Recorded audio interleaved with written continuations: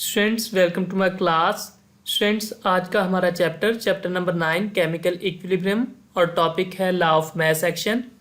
Actually हमने law of mass action को discuss कर लिया है, हमने इसकी डेफिनेशन भी कर ली है और इसमें फिर हमने केसी को भी ड्राइव किया था, फिर एक जनरल रिएक्शन की एग्जांपल से हमने केसी को ड्राइव किया था।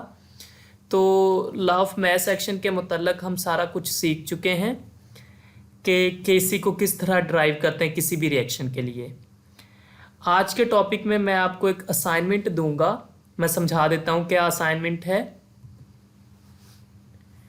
ये एग्जाम्पल है, कल जहां तक हमने ये टॉपिक कर लिया था, केसी को ड्राइव किया था जनरल रिएक्शन के लिए, उससे आगे ये एग्जाम्पल दी हुई है आपकी बुक में।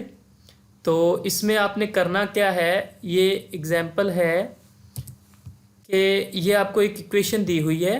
इसमें वो कह रहा है कि जब नाइट्रोजन और ऑक्सीजन आपस में रिएक्ट करते हैं तो वो बनाते हैं नाइट्रोजन मोनोऑक्साइड फॉरवर्ड रिएक्शन में, और इसके रिवर्स रिएक्शन में क्या होगा कि नाइट्रोजन मोनोऑक्साइड दोबारा से नाइट्रोजन गैस और ऑक्सीजन गैस बनाएगी। यानी कि इसमें दो रिएक्शंस हैं, एक फॉरवर्ड रिएक्शन है और एक रिवर्स रिएक्शन है।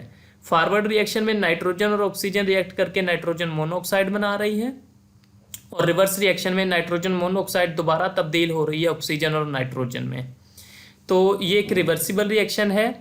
जिस तरह कल आपने एक जनरल रिएक्शन लिया था, कल जनरल रिएक्शन में जो हमने बात की थी उसमें यहाँ पे इसकी जगह पे था ए और इसकी जगह पे था बी और यहाँ पे सी और प्लस डी। अब यहाँ पे चूंकि कोई और प्रोडक्ट नहीं है इस वजह से डी नहीं होगा, तो खैर यहाँ पे सिर्फ सी ही है।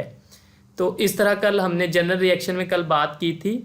अब सेम आपने क्या करना है कि rate of forward reaction, same वही स्टेप्स आपने दोहराने हैं जो कल हमने किए थे कि rate of forward reaction directly proportional होगा नाइट्रोजन N2 की मोलर कंसंट्रेशन इनटू O2 की मोलर कंसंट्रेशन।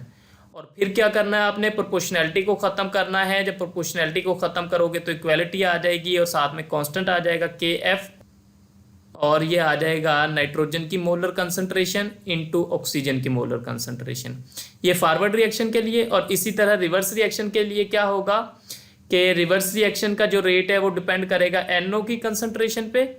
तो जो रिवर्स रिएक्शन का रेट होगा वो डायरेक्टली प्रोपोर्शनल होगा नाइट्रोजन मोनोऑक्साइड की मोलर कंसंट्रेशन के। लेकिन आपने एक बात याद रखनी है कि कल आपने नंबर ऑफ मोल्स भी किए थे, यहाँ पे नंबर ऑफ मोल्स मौजूद होते हैं। अब यहाँ पे नंबर ऑफ मोल है 2, तो इसको आपने बना देना है पावर। देखिए यहाँ पे जो 2 है, इस 2 को आपने पावर नहीं बनाना, जो यहाँ पे 2 या 3 या जो भी मौजूद होगा आपने उसको पावर बनाना है। ये है नंबर ऑफ मोल, तो इसको यहाँ पे आपने पावर बना दिया। जब प्रोपोर्शनैलिटी को ख़त्म किया तो इक्वालिटी आ गई। सेम वही स्टेप्स हैं सारे। और फिर आपने कहना है कि एट इक्विलिब्रियम, इक्विलिब्रियम पे क्या होगा, rate of forward reaction is equal to rate of reverse reaction. Forward reaction का रेट रिवर्स रिएक्शन के बराबर होगा। फिर आपने उनकी वैल्यूज लगा देनी है, ये फॉरवर्ड रिएक्शन की वैल्यू है और ये रिवर्स रिएक्शन की वैल्यू है।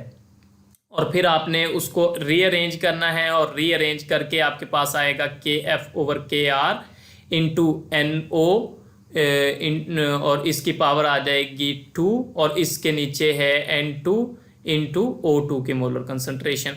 और फिर आपने KF ओवर KR की जगह पे KC लगा देना है। तो सेम वही स्टेप्स आपने करने हैं और आपके पास ये फाइनल एक्सप्रेशन आ जाएगा KC का।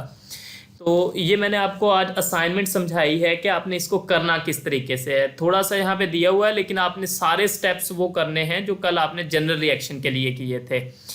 तो उम्मीद है आपको ये असाइनमेंट समझ आ गई होगी।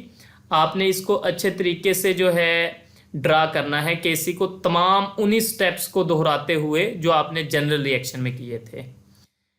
फ्रेंड्स आपकी बुक जहां पे ये एग्जाम्पल दी हुई है, ये एग्जाम्पल यहाँ देखें, यहाँ तक आपने कल ड्राइव कर लिया था केसी को। इसके बिल्कुल नीचे ही ये एग्जाम्पल दी हुई है। तो यहाँ पे उसने डायरेक्ट से केसी को ड्राइव किया, लेकिन आपने वही सारे स्टेप्स करने हैं जो कल जनरल रिएक्शन में हमने किए थे। तो इसको आपने ड्रा करना है। Thank you students.